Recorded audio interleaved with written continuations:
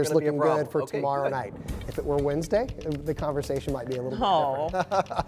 We'll get to that in a moment. Let me show you here what's going to be a pretty nice sunset. We got some mid-level clouds on the increase, a little hint of the weather system for tomorrow. And that's going to be the theme for the remainder of the evening. We are dry, okay? Now tomorrow, a little light snow or flurry action is a possibility. It's much more likely over southern parts of Indiana, down toward Kentuckiana. That's the first system. It's going to have more impacts there along and south of the Ohio River. The second one, in terms of the heaviest snow, is going to be more toward the Michiana border, back into Chicagoland, Quad Cities, back out toward KC. And then we're going to have the mixing bowl here that I'll explain in just a little bit. That's system 2. That's Wednesday into Thursday. Here's Future Track 13 tomorrow morning. Chuck and Lindsay will be watching southern Indiana. Snow is going to start to break out. Some of it's going to be heavy at times, impact travel there. As we go into Wednesday, we're starting out dry. Now, keep in mind, we're still about 48 hours away. So in terms of the specific track with this system, there's still some uncertainty.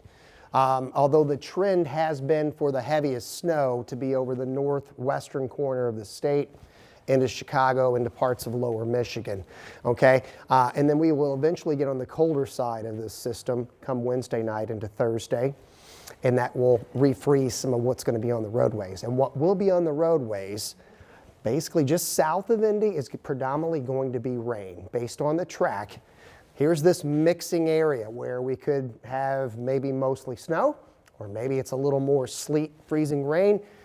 Whatever becomes the most dominant precipitation type, that will dictate what we eventually end up with. So we'll be watching this closely over the next 48 hours. We do expect at least some travel impacts come Wednesday afternoon, Wednesday night into Thursday morning.